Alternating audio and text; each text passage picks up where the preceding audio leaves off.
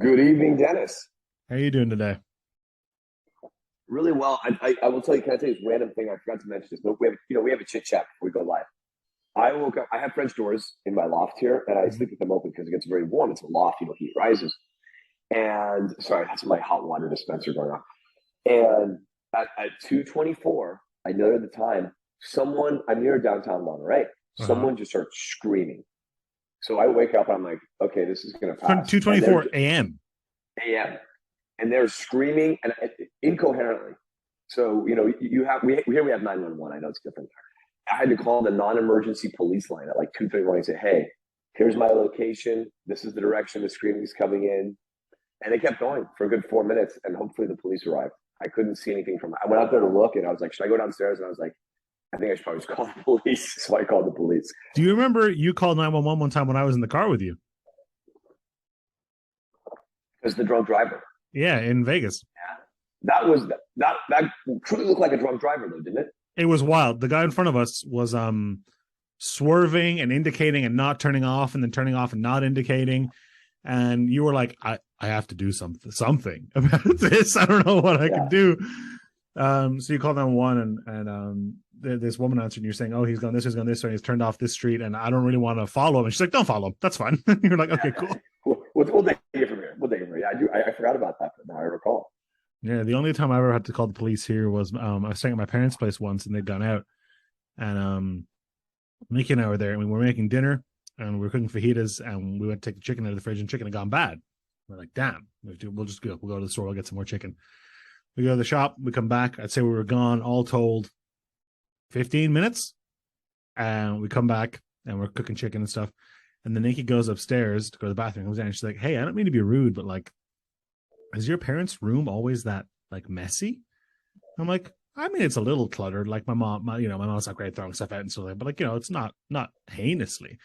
And I go upstairs, and all the drawers are pulled out and thrown onto the bed, and I was like, "Okay, we got robbed, and clearly we came back mid-robbery, and the guys ran away out the back door. But second of all, you thought the house was like this all the time? What are you talking about?" It was very funny because it was very obvious because they came in through my childhood bedroom window because there's like you can climb onto the roof outside and get in that way. You could. Yeah. And clearly saved by Magic the Gathering, I had a bunch of loose magic cards just on like the dresser in front of the window. And whoever it was, they clearly stepped on it, slipped clean off of the dresser on the cards, and just collapsed. But yeah, we caught him mid-robbery. They didn't steal anything because they didn't have time to. But that's the only time I ever called the police. Oh my god. Okay, I'm gonna derail this, and we may have to just cut it. Okay, we can truncate a little. It's all right. Can I tell you another story? I went to school. I went to BU, Boston University, right, for law school. And I went to school with a buddy who went to BU for undergrad. Great guy, Eddie Z, and he's an attorney on the East Coast. One of the best guys I went to law school with. Edward Zacharias. If you ever need an attorney, he's in your field. Look him up. he went to class one day. I don't know if I told you a story. I don't know. And he came home. His classes got canceled for the afternoon. So he comes home and he plops on the couch, starts watching TV. And he was watching TV, got up. You did tell me this. For like 4 hours. And after about 4 hours, he's just sitting on his couch. 3 guys go running out of the house behind him. And he's like, what the? And he goes, running. These guys had broken. They knew everyone's schedule. None of his housemates were home. These guys had broken into his house. They were like, oh, he must have forgotten something. I'm sure he'll leave any minute. We'll just sit in the bathroom or whatever. 4 hours they're waiting there. And the reason they had to leave, though, I forgot to tell you this, because his roommates were coming home. They knew the schedule. They're about to become outnumbered, yeah. We got to get out of here now before we get discovered. Can you imagine sitting in your own house for 4? I feel like I know, like it'd be a presence, you know? I don't care. I'm less interested in that. I'm more interested in the debate while they're huddling in the bathtub being like, Mickey, it's been 90 minents. At some point, like, got to make a call and make a break for it. If not now, when, you know? Final. Most spiteful thing I've ever, someone I know, I went to law school with, got robbed. And I was like, this is someone who knows you and hates you. Because they stole everything. They took everything, Dennis. Like batteries out of the remote control type deal? They took the whole remote control. They took her toothbrush. Why are you stealing? That has no resale value, yeah. That is, I hate you, right? That is, I hate you territory when you steal someone's toothbrush. That's the opposite of, whatever the opposite of a crime of passion is that, right? Mm-hmm. That's premeditated. No, it was passion. It was passion. Sure. Right? it was well thought, meticulous. Like you're gonna get home, you're gonna be upset, you're not gonna realize you don't have a toothbrush, and at the end of the night, when you've cleaned everything up, you realize Yep. you've been totally robbed. You're gonna try to get ready for bed, and you're gonna be like, "Oh my god, they took the toothbrush." So I want to talk today about turning your passion into your work, Mashi. And if you're no, I didn't actually. I want to talk about goals. And the quote I picked was a quote by a French writer whose name escapes me right now. I've forgotten it. Their surname is Saint-Exupéry. I can't remember the last name. They wrote The Little Prince.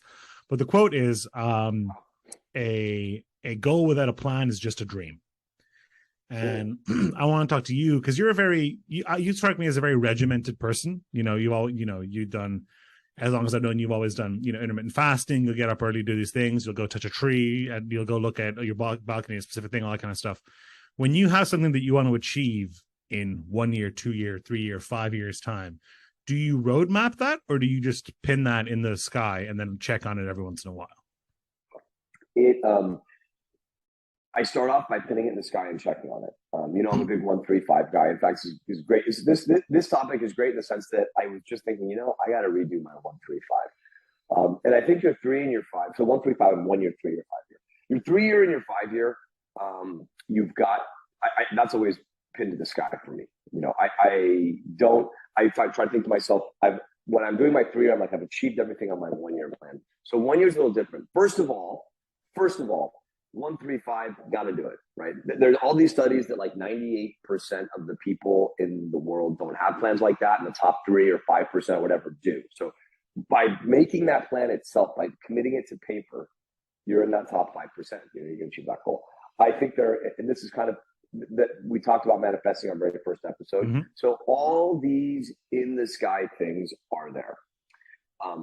Because and that's part of manifesting, committing it to table, committing that idea, getting it on paper, that does it. Now, candidly, with some of those 1 year goals, they are just in the sky. I don't focus on them right away. I pick some of the ones that I'm like, hey, these are the ones, the more they come up, and I'm like, that's right, I've got to do this thing. I want to take down my student loan debt by X amount, right? I want to get that new car or whatever it is. Well, there's two paths here. There's easily quantifiable goals, which can be check boxes, or they can be progress towards an ultimate goal, like paying off all your student debt, for example. And then there's much softer qualitative goals. I want to try to be more mindful. I want to be kinder. I want to be more patient, that kind of thing. And you can roadmap the first kind. You can't really roadmap the second kind. You can try and shoehorn it. Like, let's say you want to be more patient. You can try and once a week, say, I'm going to hold my tongue. One time I was frustrated each week or whatever, right? And you can look back on a Friday night and go, did I do that this week? And you can try and quantify it a little bit and hope that those habits translate into, you changing the way you behave. Mm-hmm. So those are the two kind of problems I think you face when you're trying to set goals. And I think abstract goals are much, much harder. So I think I want to challenge that one a little bit. Because what I try to do, how I look at it is, we'll take 1 year because that's the one that is the most structured. And again, a lot of it for me still is pie in the sky. I just put it in there and let it happen. But when I do that, I'm sitting there and I'm thinking, okay, Mosh, now let's think about 1 year from now, Mashi. Who is that person? What do they look like? If kindness is a goal, if empathy, gratitude, all those things, which I think should be goals in your 1 year, 3 year, 5 year, you're always trying to get better at all those things, or gym, or better health, whatever it is. What does he look like? How does he feel? Get inside his head. Now build that. And he's not sitting there 1 year from now, Mashi, with kindness or gratitude saying, I'm going to hold my tongue at least one extra time a week, right? He's sitting there saying, I'm going to be kinder because I'm more empathetic. And how did I find that path to empathy? Did I read? Did I put myself into situations where, service industry information, did I serve? Did I volunteer and do things that helped me get into a more empathetic mindset? Not did I hold my tongue X amount of times. Likewise with paying down my student loan debt, it wasn't about did I pinch every penny? Mm-hmm. Part of it was, okay, I'm going to commit 10% to savings. I'm going to commit, X. But what's my lifestyle like? How am I living? What have I achieved? A lot of it was, did I change some of my more lavish spending habits on a monthly basis, but I really try to get in the mindset of what I look like a year from now, having achieved those goals, And rather than say, well, God, now I've got it. Here are the keys to the Porsche. What am I thinking? How do I feel? What am I interacting with the world? Now, how do I get into that mindset? And I think that's how you build to the goal. This is very common in business and in product and project management as well, to try and imagine an end state. And it's a poetic ideal. It's an ever-moving goalpost. So this perfect end state for this campaign or this product or this capability or whatever you're interested in, and then try and reverse engineer the steps until you get to where you are currently, which is what you're doing on an emotional and personal development level there. It's funny because we talked a couple of weeks ago about thoughtful execution, which is the opposite direction, where you're trying to figure out what, you look internally, figure out what problems you have, as a company or as an individual, and try different things to address them and see where they land you and look backwards and iterate them. It is also useful to try and imagine the perfect end goal and then try and figure out, if I was that person, or if we had that strategy or that outcome, or those, we want to make $1 million in sales a month or whatever, what could we have done to get to that stage? And I think the other thing is sometimes our goals, I've talked about this before, this is very Socratic, I'm a Socrates guy. The end goal is happiness. Okay, you can have 1 year goal, you can have 3 year goals, 5 year goals, 10 year goals. I encourage you to do all of that. All those goals really should lead to what will make me a happier person. On a 1 year level, on a 3 year, 5 year, 10 year, how will I become happier? What is the happiest Mashi can be? What is the happiest Dennis? What's the happiest you can be? Check in those mindsets and make sure they're making you happy. I had a career, I started off my career as an attorney, and I had all these goals. As at a large firm, I wanted to make partner, I wanted to do all these things. And I got laid off. I came out of law school in the worst times. I didn't pass the bar the first time. I had to take it again. I passed the second time, and I remember the bar. But all these things happened, and what ultimately ended up happening is our firm went into layoffs. Very large firm, a global firm went into layoffs in 2007, and I was one of the first to go. I was one of the first 3 attorneys of my class laid off. It happened to me. It was very fortuitous. I had a very, very, very, very, very, that I mentioned, very generous severance package, which subsequent attorneys that got laid off did not get. But it was humbling. And at the time, I thought my life was over. I was like, oh my God, I failed. All this stuff happened to me.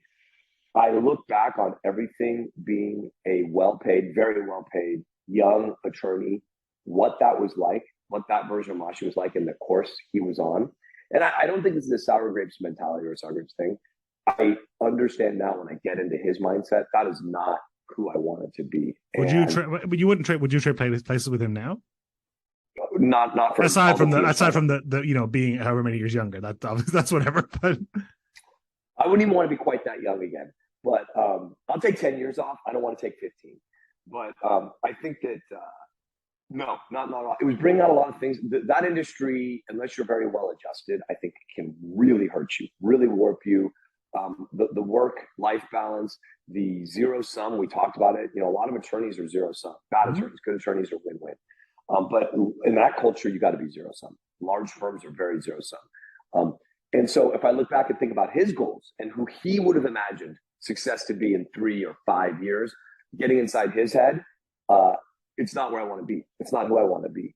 Then I wouldn't have realized it. Now, if I project myself forward, I can see what's going on in that Mashi's mind a little bit more because I know myself so much better and say, I don't think this is where I want to be. I don't think this is what I want to be doing. This isn't the life I want. Maybe this isn't the right goal for me. Maybe this isn't the happiest Mashi for me. That's one side. The other side of it is you do that, and we are so drawn when we're goal setting to finding that happy resolution, to finding that win. We can often find that what we put on paper as our goal isn't the goal we wanted, because we get into our future mind state, or we think about what it's like to have that thing. We realize, maybe I don't want that. But maybe what I want is this, something similar, something adjacent, or a different form of that. And that has happened to me very, very often, actually. Yeah. And it's made me change my goals. It's like, what? And so every goal, I always say this to myself, and I'll say this to you, every goal isn't about achieving something, especially when something like, hey, I want a Porsche. I've always loved Porsches.